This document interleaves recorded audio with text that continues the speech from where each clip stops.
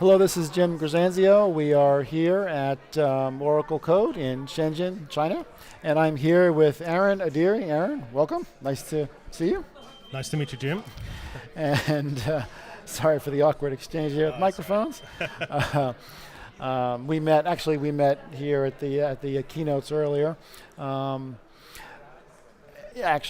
wanted to have a conversation with you about IoT, but first, before we get to that, I wanted to get your impressions of the show, of the conference. What do you think so far? Well, I think the show is, for number one, I think the volume of turnout is pretty good.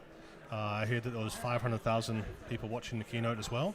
But it looks like, from what I've interacted with the developers here, that they're very interested in what's going on. They seem very we have the labs going on to the left of us here, and it looks like the whole sessions have always been packed. Yeah, this has been very active here in this area. Yes, very active area here. I haven't had a chance to look into the sessions other than the keynote, but I've been actively walking around, meeting with different people, getting some feedback from them as to what they thought, and a lot of people were interested in some of the aspects that I was working on.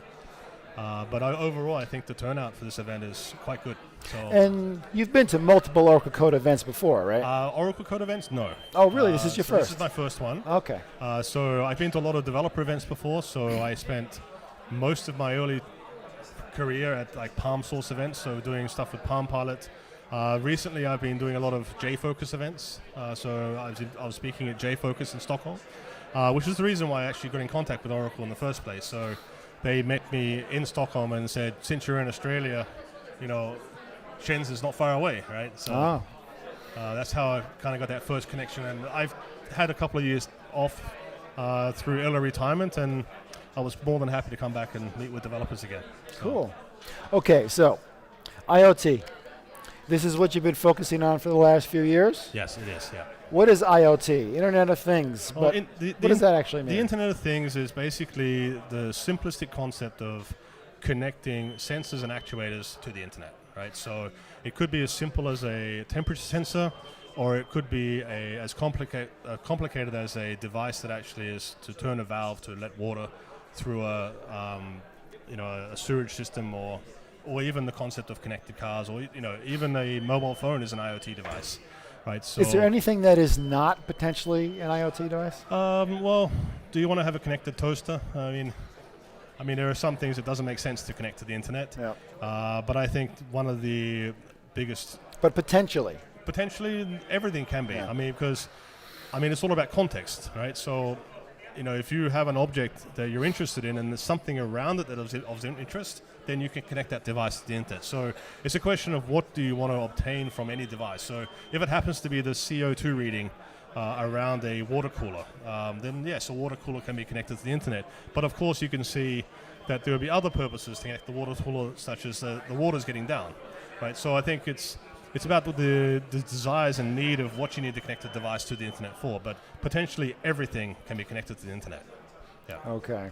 So what are some of the challenges in connecting all these devices? Well, I think there's a few challenges. The first thing is, of course, unless you're sitting next to a power point, right? Power supplies are an issue. So they're getting a lot of advancements with battery technologies these days. You do have solar if you're sitting outside. There are also a lot of developments with energy harvesting, which is another interesting aspect of IoT. So one of the big challenges is definitely power source. The second thing is actually, how do you communicate, right? How do you send your data from that IoT device to the internet, and where does it get received, and how does someone visualize that data in the long term? So, you've got not only the collecting of data, you've got to transmit it, but you've also got to process and analyze it, right? So those are two major aspects. But of course, the first one causes another drama because a lot of these devices are low powered, right? So low powered, resource constrained, which means they're probably running like 16, 20 megahertz and have about 2 kilobytes of RAM. So the other question is, even if you had a standard for communication, which doesn't really exist in the first hand, how do you get that device to communicate securely all the information you need? And it really comes down to what information needs to be secured. The fact that the temperature of a room may not be important, but if you're sending a measurement of where a tank is, and you manipulate that somehow, and then you open a valve, like open a dam, of course the impact can be disastrous, right? So it's all about identifying what information needs to be secure and what information is kind of, well, we should make sure that it's secure because you don't know how it could impact other decision-making processes. You were talking a little bit earlier about the users in terms of securing devices by users, like with a mobile phone. I mean, this must be mind-numbing experience with so many devices. Yeah, I think users of mobile phones, they have a lot of CPU power, but I think a good example of talking about user experiences with IoT is the classic IP webcam, right? So you basically go to the store, you buy an IP webcam, you plug it in, you hope that by plugging in the Cat 5 you get power over it, everything's working fine, and you think you're all out of the worst to wear. But just recently we had the Moray botnet, which basically capitalized on default passwords and gained access to a lot of IP cameras. I think another example was Devil's Ivy bug that did a very similar thing.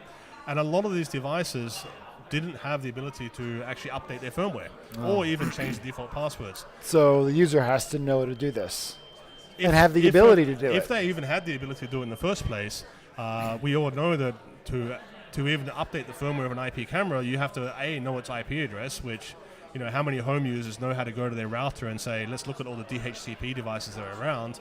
Then B, have access to the manufacturer's website to download a firmware file that you actually would upload via a browser. So what basically happens is that all these vulnerabilities exist, but instead of having the traditional pathway of zero-day vulnerabilities where it's a discover, fix, roll out, and gone, a lot of these IoT devices remain in that vulnerable state for the rest of their lives. Right? And that brings to another question of, how do you decommission an IoT device that's obviously being compromised or no longer providing the information it needs? So actually this also begs the question in terms of construction of new IoT devices to not have these vulnerabilities already baked in. Does that represent an increased cost? I think the cost is not about the cost of hardware or anything else. I think it's cost about time to market. A lot of manufacturers simply want to put something together very quickly, and they want to say, get that out in the market. And you know what? If there's a flaw, let's release version 2, and then hopefully the user will replace the existing hardware and do something else. But I think to answer that question, there needs to be proper guidance, either at federal level or whatever, global level, that says, you need to adhere to certain standards. You need to make sure that if you have a device connected to the internet, that it has the ability to not, provide a nuance to everyone else. I mean, the Moray botnet took down Twitter, and a lot of large sites in the US just in October. I think it was 2014 that did that. But I think I had an interesting discussion with someone recently, and they said, if IoT devices were like cars in terms of the policies, then we'd have a different scenario. So to expand on that, when you drive a car, especially in Australia, maybe the US as well, is that you have to have public liability insurance or third-party insurance. So that means if you crash that car, you're liable for whatever happens. Right. And I think that until the users of devices or the manufacturers' devices have liability for whatever their devices actually do. So if you say, here's an IP camera, and it took down Twitter, right? or it took down the whole banking system. Until the manufacturers and all the users of those devices have some form of liability, then nothing's going to really change. I mean, because it's going to be about, we're in Shenzhen, which is an excellent place for getting cheap hardware. I'm pretty sure that they want to make a device and get it out. Yeah. Right. And security or liability is not anywhere on their scale of what's interesting, and because they don't have to. Right. So I think that's one very important point. I think that has to be done at least on a legal scale and well, that's certainly a policy issue as well. Yeah.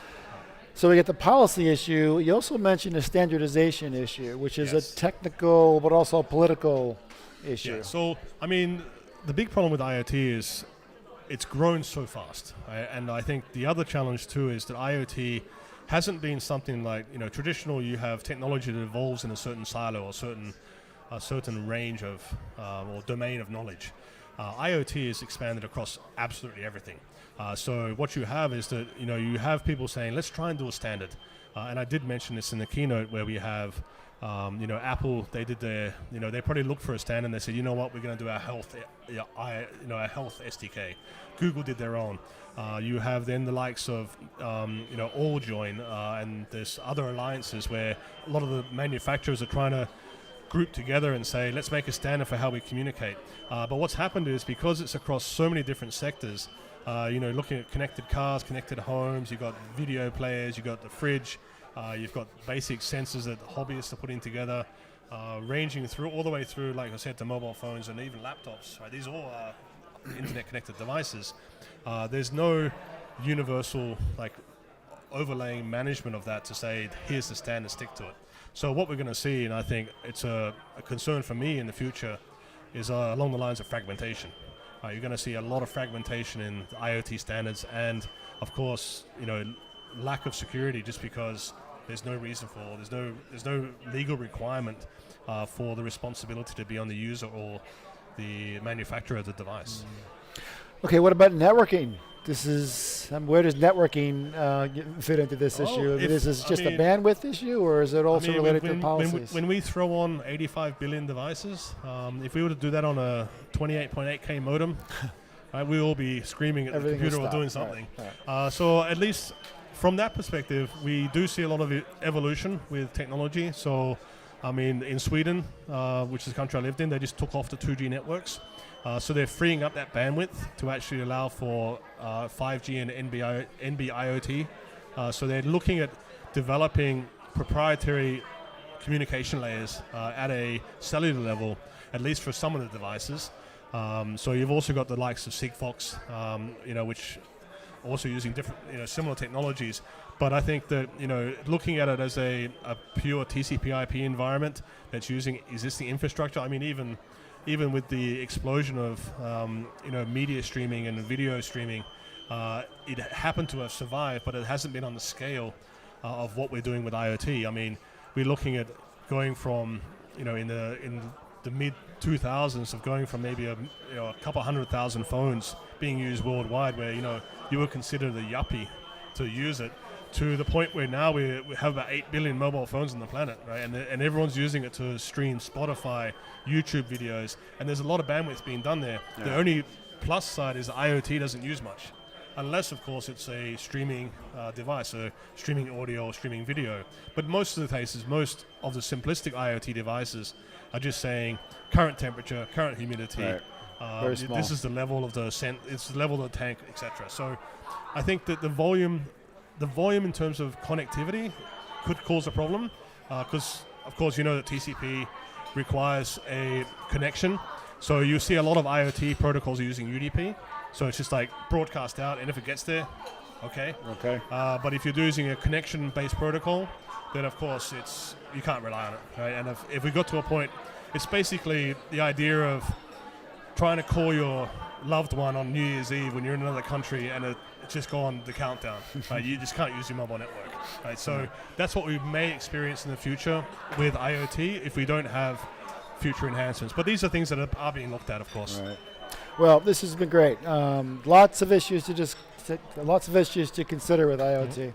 Mm-hmm. I don't think it's a open and closed book. I think there's a lot of work to be done and a lot to be figured out moving forward with IoT. And I think we probably won't see a lot of these things solved for at least another 5 years. All right. So where are you off to now? What's next for you?